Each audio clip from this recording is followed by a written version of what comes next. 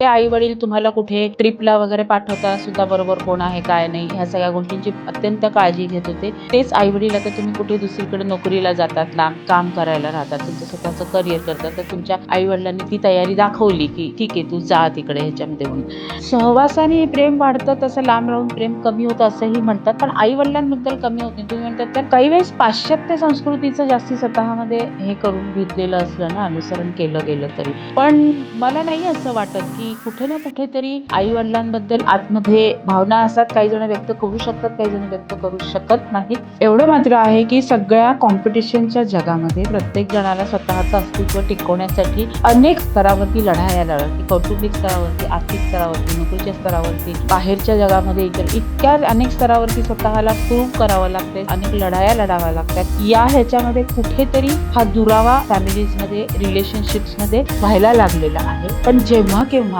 एखाद्याला असं वाटतंय की मला एक थोड्या काळाची विश्रांती हवी आहे, त्यावेळेस पहिली आठवण येते ती आई वडिलांची.